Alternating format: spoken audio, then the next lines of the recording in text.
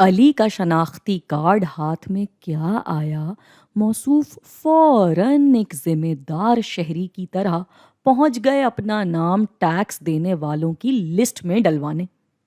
ان کا کہنا تھا کہ میں عام لوگوں جیسا نہیں بننا چاہتا جو کہ ملک میں پیسہ لگانے کو تو تیار نہیں ہوتے، بس اس کے مسائل پہ لمبی لمبی تقریریں کرتے رہتے ہیں، اور اس ڈر سے کہ کہیں سب ٹیکس دینے والوں کی لسٹ میں نام دلوانے سے منع نہ کر دیں یا کہیں دیر نہ کر دیں، ایک صبح چپ چاپ اکیلے ہی ایف بی آر کے دفتر پہنچ گئے۔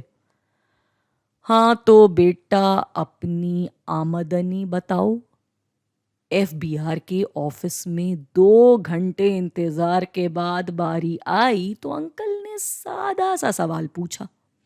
انکل ویسے تو 20,000 کما لیتا ہوں، مگر پچھلے مہینے 50,000 روپے ہاتھ آئے تھے میرے، علی میاں نے خوشی خوشی بتایا۔ ہیں بیٹا، تم نے تو کہا تھا کہ تم ٹیوشن پڑھاتے ہو، وہ بھی شام میں، یہ اس کی کمائی بتا رہے ہو؟ جی انکل، 20,000 اسی سے ہیں، مگر 50,000 اماں کے ساتھ کمیٹی ڈالی تھی اس کے ملے ہیں، علی نے ان کو بتایا۔ اچھا اچھا بیٹا، دیکھو، ٹیکس یا انکم ٹیکس تمہاری صرف اس رقم پہ لگے گا جو کہ تمہاری بتائی ہوئی آمدنی ہوگی۔